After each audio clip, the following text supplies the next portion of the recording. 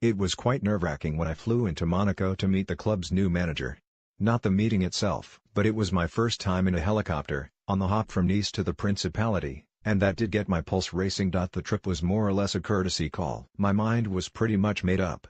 I had met Gerard Houllier at Paris Saint-Germain and we had almost agreed that I would be joining them. Monaco, though, were insistent I come. We were directed up to the penthouse suite at the Beachside Plaza Hotel and waiting for me there was this very young, bespectacled, tall man.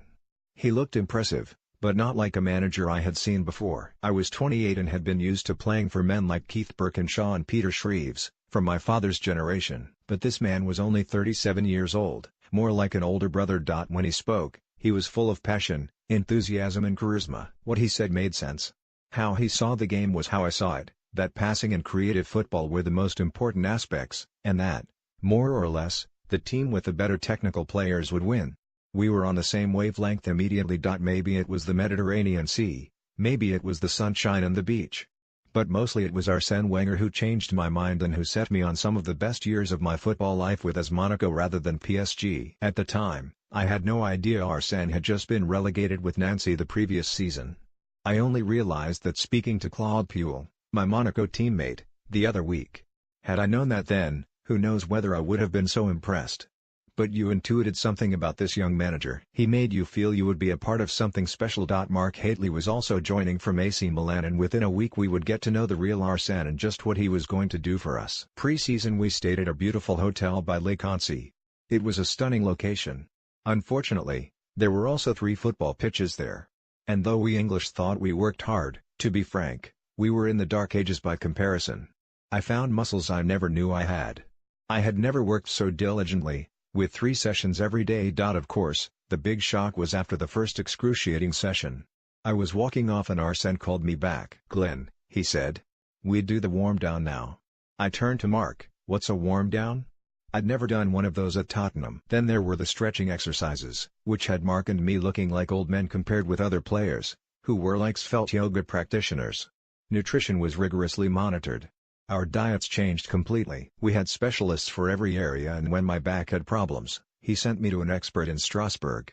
We didn't appreciate it all immediately. I did not enjoy the post-match warm-down on a Sunday morning, dragging my heels around the Monaco track while Claude was busy lapping me. But soon I realized I was in the best shape of my life. All of this seems pretty basic nowadays in the Premier League. But when Arsene arrived at Arsenal, 9 years later in 1996, it still had yet to reach England. It is interesting to speak to Claude recently and realize that from his perspective, a lot of the tactics and training methods were new and revolutionary to him as a French player then. But bear in mind this was 1987, and we won the French League.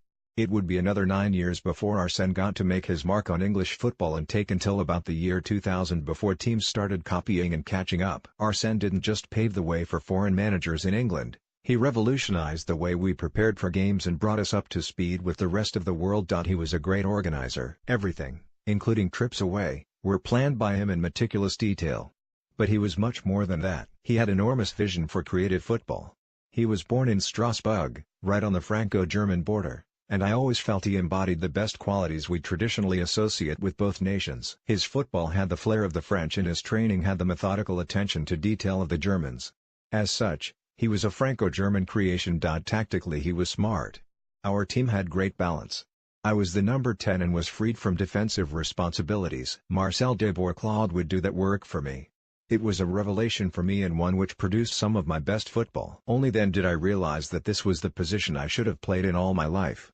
In England, we were still wedded to the idea of box-to-box midfielders and 2 strikers. There was so little tactical flexibility in our game. If you think of a young Pep Guardiola, when he started out at Barcelona in 2008, that is how to think of Arsene back then, a man with enormous charisma, a sharp mind, intelligent analysis and at the cutting edge of all aspects of the game playing wonderful football. When he brought all of that to England, his teams made outstripped nearly everyone. At times they looked untouchable. It took the genius of Sir Alex Ferguson and his ability to adapt and learn, to overhaul him. Later would come the money and determination of Chelsea and Manchester City. Even though I was a player at Monaco, I became very close to Arsene. I was one of the senior pros and he was a young manager, so we would often find ourselves deep in conversation during a coach journey about football. But also about politics, economics and ideas. He has always been a broad-minded, intelligent observer of the world. Like any good manager, he saw things in me I never even realized I had.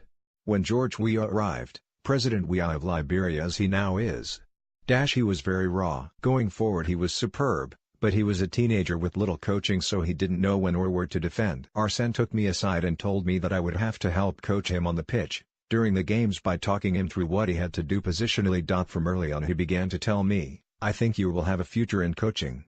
I had never considered that, but he planted the idea in my mind and encouraged me even more when my knee injury meant it was clear I would struggle to play regularly at the elite level. Arsene would look to bring out the best in you.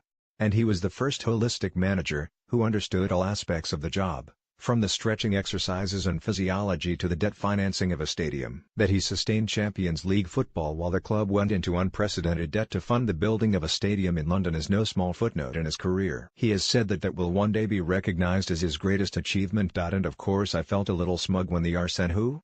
Headlines met his appointment in 1996. Arsenal's vice-chairman David Dine had been a huge advocate of Arsene's and had visited him many times in Monaco. He wanted to appoint him in 1995, but was blocked by the board. By 1996, I was England manager and David would pick my brains about Arsene. I only had good words. Ultimately it was his decision and a brave one. It was almost universally derided. And the responsibility was all on David's shoulders. But I was sure Arsene would be good. I also was trying to introduce some of his ideas to the England team, so it could only help if my players were getting the same message at their clubs. No one could have imagined quite how significant he would be for our game. There are two moments which stand out, which seem to embody his legacy. When Arsenal won their first Premier League and FA Cup double in 1998, they had a game against Everton to clinch the title before the FA Cup final. They would win it comfortably, and were leading 3-0, with the final whistle pending. But there was still a great moment to come. Tony Adams, as traditional an English centre-half as you could find, brought the ball out from the back. Steve Bold then played a lovely ball over the top. Adams, who before Wenger would have considered it sacrilege to leave his half except for a set play, had continued his run upfield and volleyed the ball home like the best striker. It was as though you were watching the metamorphosis of traditional English footballers into continental models. Then, of all the great moments he has had with Arsenal, there is a goal at Newcastle which epitomizes what he brought to our game. It was March 2, 2002, and Dennis Bergkamp would pretty much roll the ball along his foot, flick it past his defender, swivel round, before dodging the flailing defender and calmly finish. It was a moment on breathtaking beauty executed sublimely. That team would grow into the 2003-04 invincible team, with Bergkamp, Thierry Henry, Patrick Vieira, Gilberto Silva, Freddie Ljungberg, Robert Pires, Sol Campbell, and Kolo Touré, which, for me, was his greatest. They would regularly go to the most difficult northern cities, to the heartlands of English football and to hostile environments where it was imagined flair football when willed and simply play teams off the park. They probably should have won the Champions League in 2004. They were knocked out by Chelsea and a young manager by the name of José Mourinho went on to take the trophy instead with Porto. That lack of the Champions League will be a regret in his career. His side, reduced to 10 men, was leading Barcelona 1-0 with minutes to play in the 2006 final. It was the closest he would come. That would mark an end of the most glorious years, as the new stadium had to be paid for and so many key players were sold out. Of course, in recent years, with financial strength restored, it appeared that his sides had lost the balance between attack and defense and power and elegance which I felt we had at Monaco and his Arsenal sides once had. But even during these last 4 difficult years, he was won 3 FA Cups, 3 Community Shields. Most would like as much in their best years. He has been a true great.